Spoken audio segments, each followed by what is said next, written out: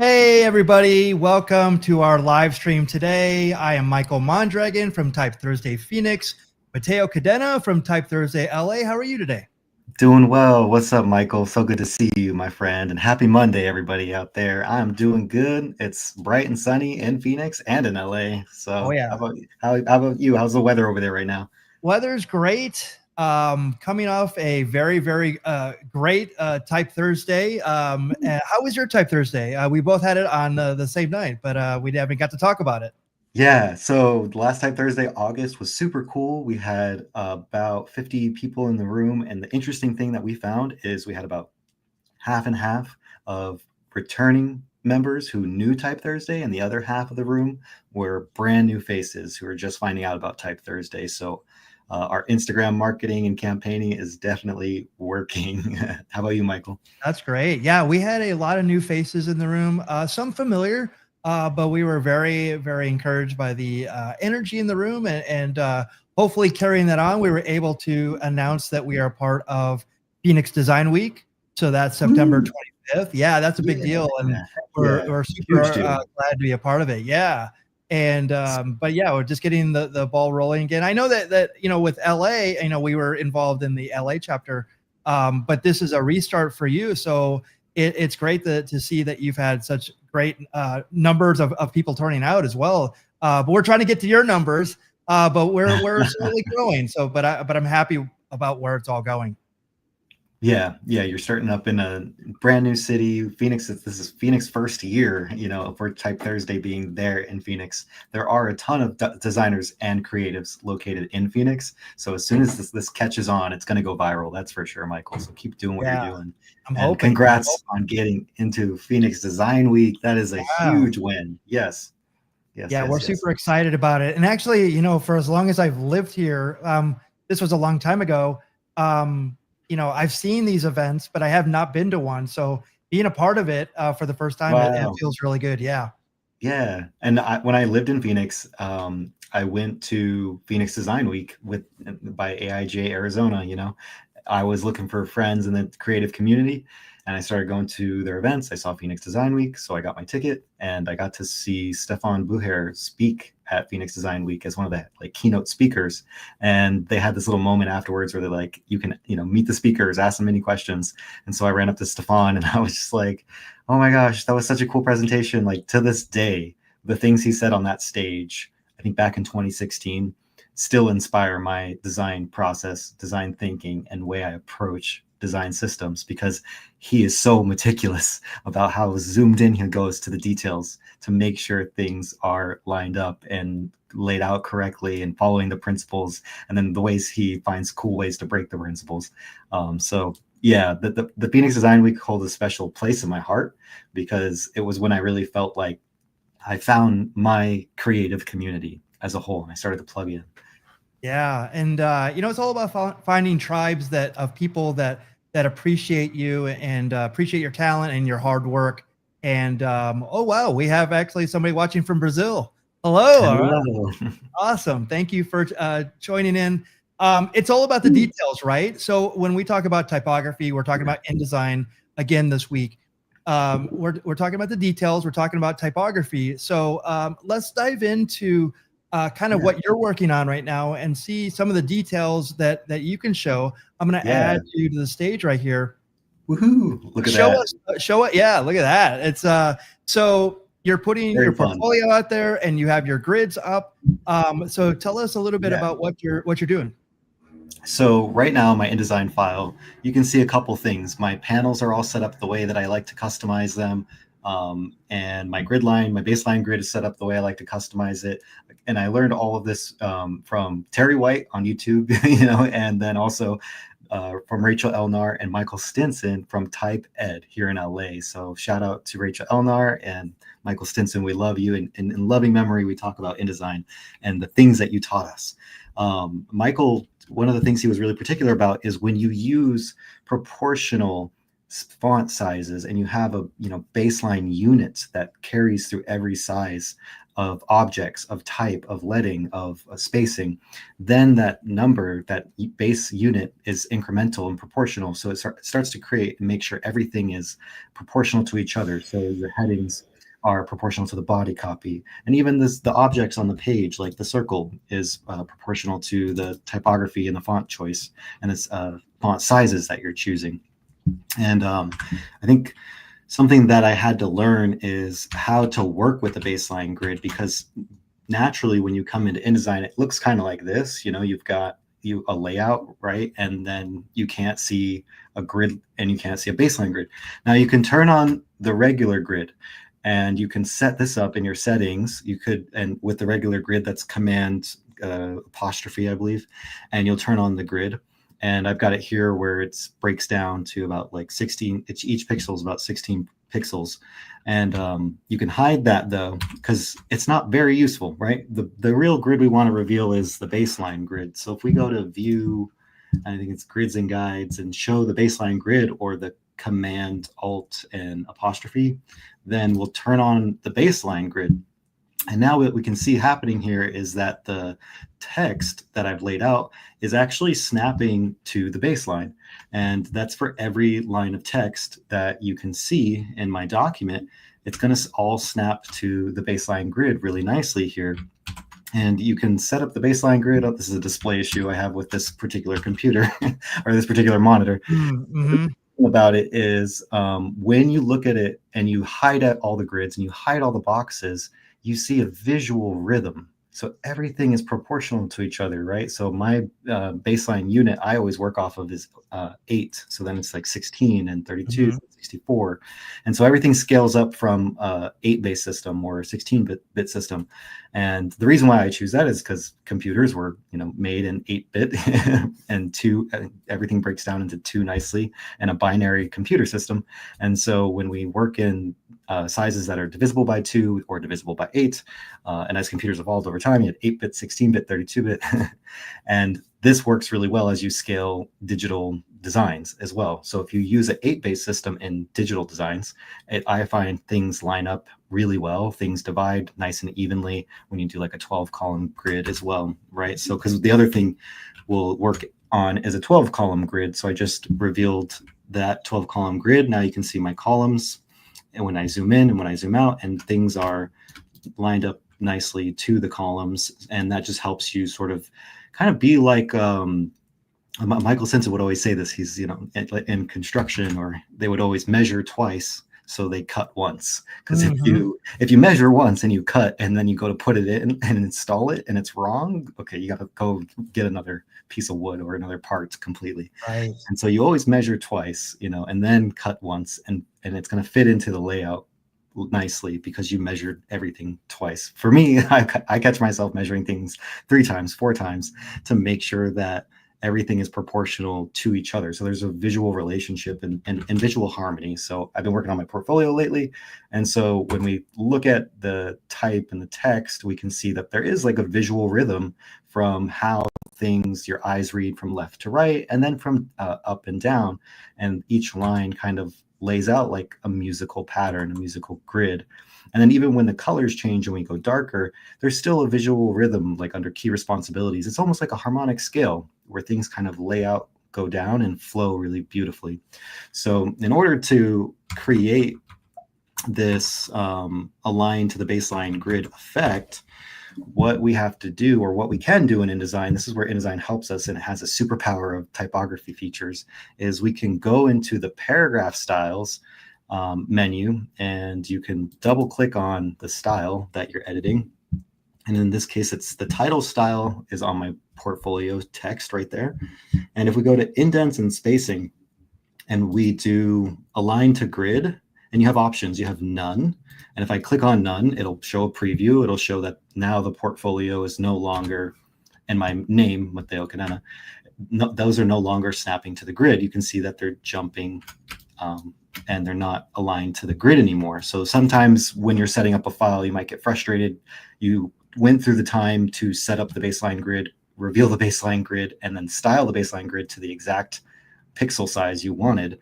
But then when you put the typography on the page, it doesn't snap unless you go into these styles, right? And you set up a paragraph style where you go to the indents and spacing and align to grid and align. You could do all lines, or you could do first line only. For me, I use first line only. And we could talk more about that later. And then click OK. And now right away, we can see everything, the O, the P, the R, the T, the F, the O, L, I, and Matheo Cadena are snapped nicely to that baseline grid. If I just Control Z and look, you keep your eyes on the baseline, you can see how that effect changes. If I redo, you can see how it snaps back to the baseline, right? So just so you can see kind of what it looks like without and with snapping to the baseline. It's a very subtle adjustment. But when we look at the layout and we go into presentation mode, we strip away all of those, grids. What we see is an architectural beauty. Things are laid out nicely. So yeah, that's my little demo in InDesign for today, Michael. What do you think? Yeah, and so, but it doesn't adjust it. It just adjusts it visually, correct? Or it doesn't adjust any of the settings that you have on the type, correct? So with the baseline grid, it's just snapping it to the baseline. Right, but it doesn't change any of the settings in your properties, right? It will change the settings in the property. Yeah, because it's a paragraph style. So this is a cool thing about InDesign.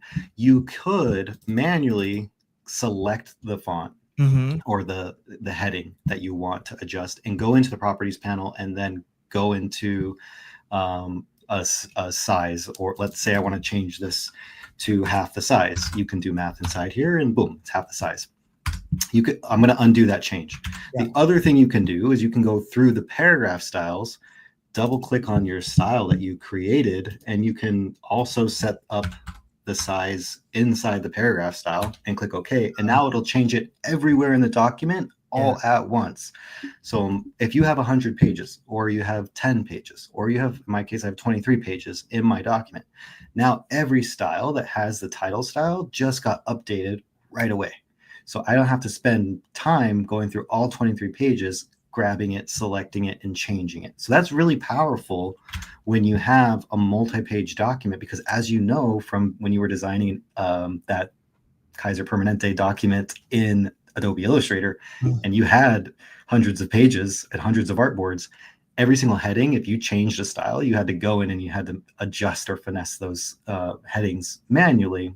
Or in Adobe Illustrator kind of picked up InDesign styles later, but they're just not as smooth as the InDesign ones, I would say. Right, right. And you run out of artboards, although they have more artboards now. But I was like, it was getting trouble managing. Like if you say I had to add 10 pages in between page 175, like that would be a nightmare, right? Yeah, yeah.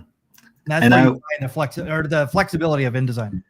Yeah, exactly. And one thing that I've set up here is my heading, and I have it set at like 240 pixels. And these are these big headings, or even like the Matteo, which is like the second heading. It's like set up at 160.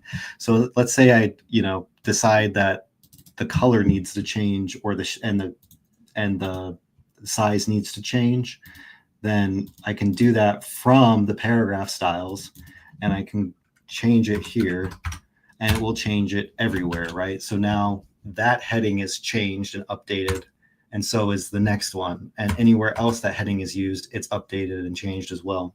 I'm going to undo that change because it looks terrible, but just as an example, boom. And now when I undo it, the click of one button, Control Z, and all the headings are snapped back to the style that I like, right? So that's a really cool feature to play with, is paragraph styles, and double clicking on the paragraph style that you've created allows you to open up the paragraph style options for that. You can name it whatever you want to name it, and then you can go in and you can play with all the different settings in here like you would in the properties panel, and it will affect every instance of text that has this style. So for me, this is one of the game-changing principles or tools and features that I learned, and Michael Stinson doubled down on when we took the type ed classes. It was like, yeah, you can manually style every single instance of a heading, but guess what? That's not sustainable in the long run. So do it with paragraph styles. And especially, on a big magazine that you've laid out, and you have all these multiple things, and it'd be impossible to search for that all. The one thing I did want to bring up, so if you go back to your about page, Yes, sir. I noticed that the about is actually the letter spacing on that is much different than the page that we just had previously, which was a creative, which was super tight. Yes. Is that intentional? Yes, Michael. I did intentionally play with the spacing here because if left alone, when you with the word creative at the same sort of leading that it had, one, the width of my container, it breaks, so it doesn't flow. So I had to tighten the kerning, right? Tighten the tracking. The other thing I didn't like when I tighten the tracking is that the E almost crashes into the C. And something that I was trying to create with my portfolio was this sort of high fashion look, high tech look, right? So, and that means more white space, more negative space, more breathability between typography. So once I saw the word and how it was inheriting the parent styles, I manually went in and overrode that by selecting the text and then using the shortcut key, Command Shift arrow key, and you can adjust the tracking all at once. For that, it's like, oh, sorry, Alt Shift arrow key, and you'll adjust the tracking all at once. And then I tighten it up to where basically I gave myself one full column of breathing space. And then from there, I kind of manually adjusted the kerning pairs so that it would read where it's not cramped, it can still breathe. So good catch, Michael. Your eyes are really good that you were able to see the tracking difference between the word about, which is nice and breathy and airy, and then the word creative, which it is tighter, right? But I tightened it because I wanted that space to be respected in that sort of middle column, but before the body copy begins. Yeah, and that's my creative director / instructor eye. So like I can tell the way things are laid out like that. So, but yeah, I mean, it's fascinating to see, and we've seen now the finished product, but let's do something as if we were starting this from a news and starting out like this. So I'm going to take this off the stage. Yeah, I'm excited, Michael, because it's sometimes confusing as a designer to see the finished product, because I'm like, okay, yeah, I see how I see what you're showing me, which looks really cool, but I want to see all the little incremental steps that you took to get there, because I feel like something's missing in my brain when I look at other designers' work. I'm like, how did you get there? Like, I want to see the steps you took. So Michael, show us. This is a good example. Yeah, and so like this is when we talked about Michael Stinson and his type workout for his basic training. Type workout. Oh. Yeah, it's awesome. And I remember Michael was teaching this at Adobe Max, and he literally had us all stand up and do kind of like what you do, like the pose. We actually stretched martial arts. It was really, really amazing. That's awesome. Michael Stinson practiced, I believe, Aikido or Hapkido. Right. Yeah. And I remember, hearing the stories from the people who trained with him about how they remember Michael just being so in love with the martial arts. Absolutely. So again, it was a good way to kind of like, you have to stretch out before you do any of these things. And I feel like mentally we need that. Sometimes we jump straight into it. But let's look at this, because it can be overwhelming at times. So if I just do, I'm just going to start a letter here. And tell me if you can see. It's loading right now. I can see the spinning. Thank goodness. This thing has been going slower. I'm not sure why, but oh, by the way, while this is like loading up, this is loading. Beach Ball of Doom. Yeah. Today, like Google was down. I went to a Google Meet and it was down. Oh, that's actually not what I wanted. I didn't want it to jump ahead. So I'm going to jump out of that. Okay. So I'm going to actually make a new file here. Can you see the pop-up from here? Yes, I can see the dialogue menu. Great. Yeah, so that was down. So that was stressful. But okay, so we're going to start here. We're going to start right here. And then it's in picas. So Michael taught me how to use picas. And it was like, I was super scared of it because I'm used to inches. And we talked about this before, where I am not a math major at all. In fact, I'm really think that I'm pretty bad at it. Same. I failed geometry, algebra, all of that. And I use more math every single day as a graphic designer than I do Oh my God, me Anything I too.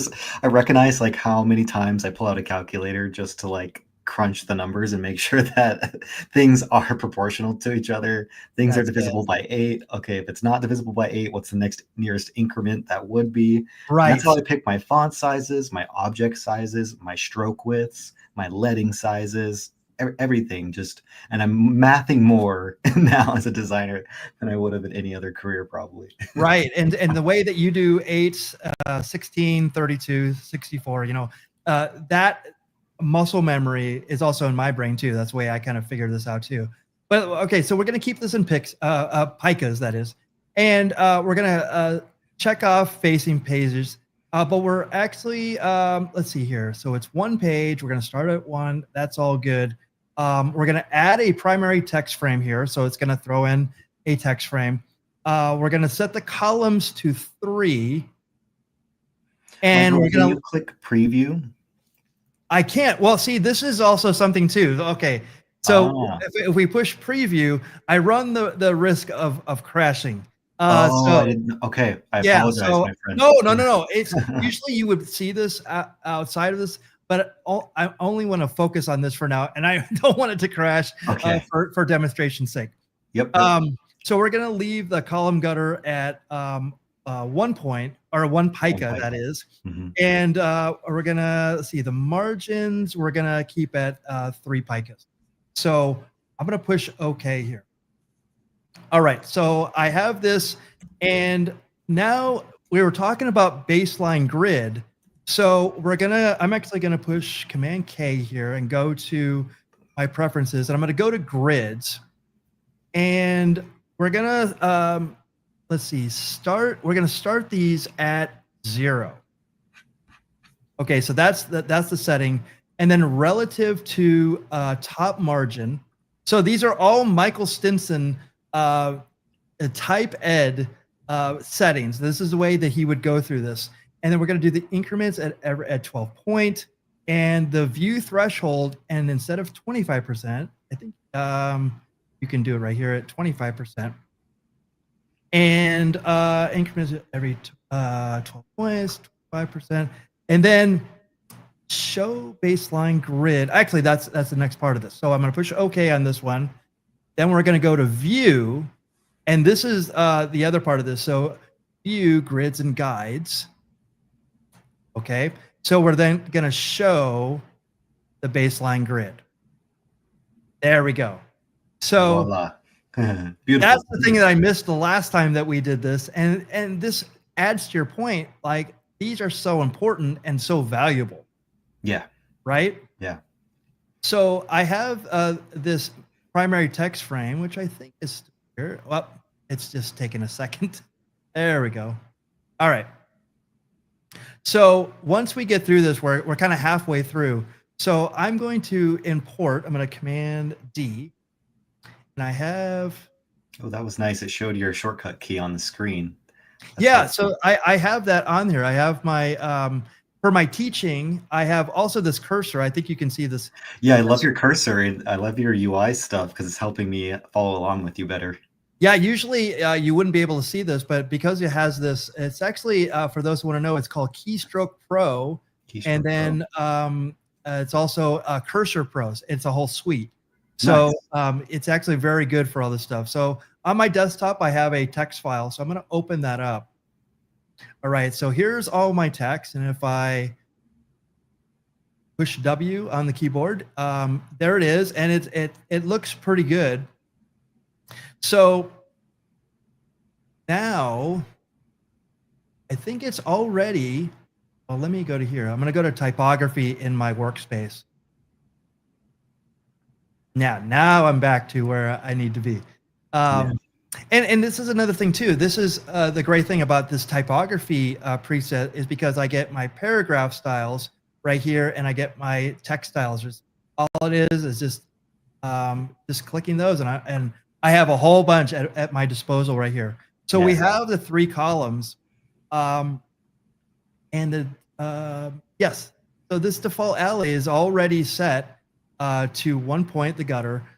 We're gonna, let's see if I can do this from here. So I'm gonna go back here. I'm gonna go to Oh, it's already set to Mini and Pro. I did not plan that. It's already set there. Yeah. So this is a really interesting thing too. So now that we have our copy in here, and by the way, this is, for anybody that was doing this before, they might have had those 3 columns, but you can do this all with 1 column and then make it 3 columns right here. I can make it 4 if I wanted to, and it all just stays really nice in there. Okay, so then if we need to scrub this copy, so I'm going to click on the text and I'm going to hold Command F. So there's actually a text frame query here. So we're going to choose out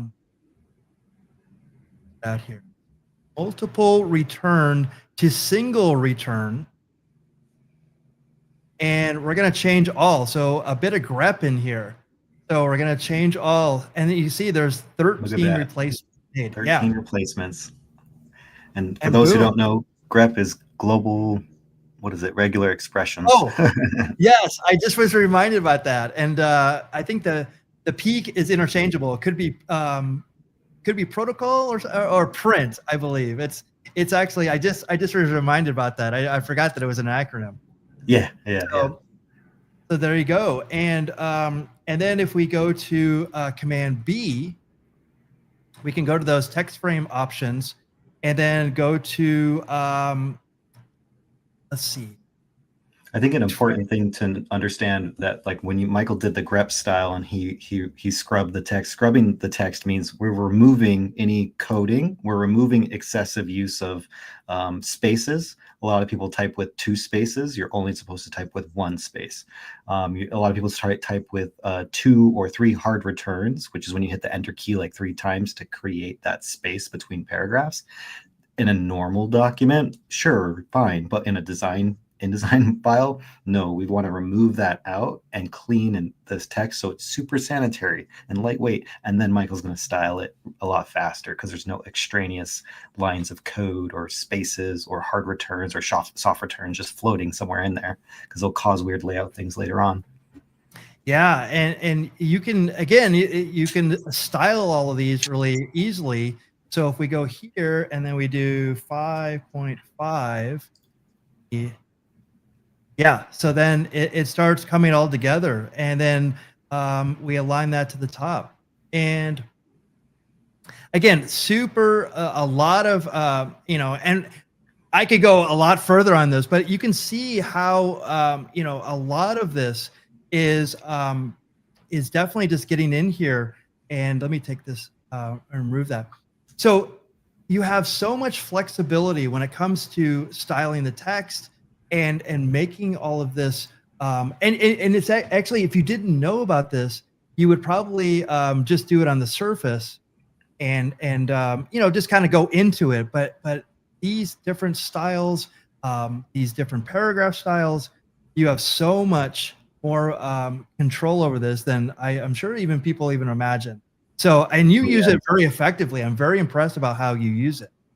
Oh, thank you, Michael. I appreciate that. It's been years and years of learning and trial and error and making thousands of mistakes where I'm like, wait, how did I break that? Or where did this go wrong? Because you're editing something, styling something, and then you load a page that you had previously gotten designed the way you want it. And then all of a sudden that page is gone wonky and you have to fix the styles. And it's just, lots of learning. So yeah, and especially with InDesign, I've noticed that if you're out of it for a while, you kind of forget kind of how powerful it is. And then when you get back into it, you're like, oh my gosh, like I have to do like even putting in special characters to to number pages. I mean, that is, for a huge document. And then using the master styles or the master styles for everything. Master pages. Master pages, right. And then, I mean, you have so much flexibility about everything and it just updates dynamically.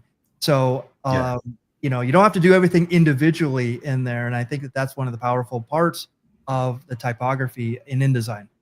Yeah, and not just typography, but like you said, the styles, right? And then the features and the page layout power, just so many different tools that are there to just save time. And as a designer, when you've worked in Photoshop or when you've worked in Illustrator, probably even in Figma, when you try to work with typography, you're going in and you're manually adjusting a lot of these things to tweak them. And there are styles that have been introduced into those softwares. However, if you look at the features available in InDesign and you try those out versus in any of the other software, you'll find they're far more powerful, flexible, and give you access to a lot more tools and customization inside InDesign versus any of the other softwares. And the more pages you have, those other softwares crash a lot more frequently. Oh yeah. Yeah. So InDesign, like you can have 100 pages, make a huge change, and it's still just plugging through, doing a great job. In Illustrator, I've had things crash on me and lost save states. That's why I always version. And I save my own versions. Even though the cloud saves a version, I save my own versions locally as well. So in case something does go awry, I can step back to my own locally saved versioning and just step it back in the history. But yeah, no, man, there's so many good things. And it's not so much what it used to be, but I remember like, losing so many projects because of I had too many fonts or lost memory on the programs. It doesn't happen as much to me anymore. But it still happens on that rare occasion where you're just like, oh my God, are you kidding me? And actually, even in InDesign, I actually had some documents because of some fonts. Like I literally, if I clicked on it, it would, blow up. I was like, oh, I've lost this whole file and I have to recreate it just because of that font. And so it had like little bugs in it, but it was all font related and I knew it. But there's no other program that you can make those columns. Like I could make 16 columns if I wanted to, really quickly. I don't know. I don't think there's any other program that you could do that in. I don't know. Can you do it in like Microsoft Word or any of those things? I'm not familiar with that program enough to use it, but like what a powerful feature that is just to have. Yeah, everyone has released their own set of plugins for every software out there, but a lot of those plugins are based off the InDesign stuff and taking and adapting what InDesign did so well and giving you that feature inside Microsoft Word or any other software that you might be using, Figma, Illustrator. So when it comes to the using columns and being able to lay things out on a columns grid, I think InDesign is definitely my favorite to use, especially because it gives me so much capability to customize the typography and typesetting. And then a lot of like these rules that are there that you would have to go and manually, let's say like widows and orphans, when you have one word that's wrapping and it's stuck on its own and it's at the end of a paragraph or the beginning of a page or the end of a page and that word gets cut off and it goes to the next page. There's actual features that are designed in the paragraph styles. So you can do keep with next, you could do control widow and orphan, and InDesign has this customization built in where it's like it can automatically go and reflow all these pages for you versus you having to manually do it page by page. Yeah. And like I can't imagine if I were to get a book layout or even magazine layout, like I can't even think of any other program I would do it in except for InDesign. Yeah. I mean, it makes no sense. And that's how I feel about with presentations designs, like, because I've had to use Microsoft Word, I've had to use Keynote, I've had to use Illustrator and Figma slides, all of them glitchy, all of them a pain in the ass. And then in InDesign, when you get a style that you like, a design layout that you like, and you know your heading size, your body copy size, and you know your column grid that you want to line up and set up and snap things to, right? All that power is right there and ready and available for you. And now when you want to lay out, if someone gives you, hey, we need these changes, and the owner, the client just changed, 10 pages and he needs it in 1 hour. And it's like got all these like text and reflow things and, and you have to redesign everything. It's not like just, copy paste. So a lot of times it's never copy paste, right? It's like these things are like structurally changing the entire document. The good thing is in InDesign, if you have to go do that, the features are there so that things can link up and things can flow. And as you change one thing, it changes everywhere. And that's scales, right? So if they come back with 100 different changes for 100 different pages, and the document's 500 pages long. I used to work with really long legal documents. Oh boy. Yeah, so we had to like style those in Microsoft Word, and Microsoft Word just, it never had the feature set, the tool set to be able to do what InDesign can. So it just took a lot longer, even with the plugins that we had at the time, and the plugins would crash and they would crap out or Oh yeah. work properly. But we were able to go and like do these things quickly because the developers kind of stole from InDesign and implemented in Word, you know, and yeah, so there's always times where I feel like for me, InDesign is the go-to when I'm doing a deck design, a presentation design, if I'm doing anything with typography where I want to get really custom and really nitty gritty. Yeah, it's so powerful, and you know, I see the way that people use it, and I was like, it's great, but I'm just like, this could be so much more and so much more powerful. So I'm glad that we have this opportunity to do this. Tell them where we can find you on all the socials. Yeah, thank you, Michael. So I'm on Instagram at Matteo Mr. Owl and Matheo Cadena online. You can find me on YouTube now. I'm trying to build that out. Facebook, Matteo Cadena, and LinkedIn at Matteo Cadena. And then follow Type Thursday LA on Instagram at Type Thursday LA. Michael, how about you? How do we Great. find you? Yeah, Type Thursday Phoenix on Instagram, and then also at Mondragon Design. You can find me at most everything: LinkedIn, Instagram. I'm on all those, and YouTube as well. So thank you so much for joining us today. We will be back next week with another learning session about type, InDesign, all things in between. So thank you so much, and we'll see you next time. Bye bye, everyone. Bye bye, everybody.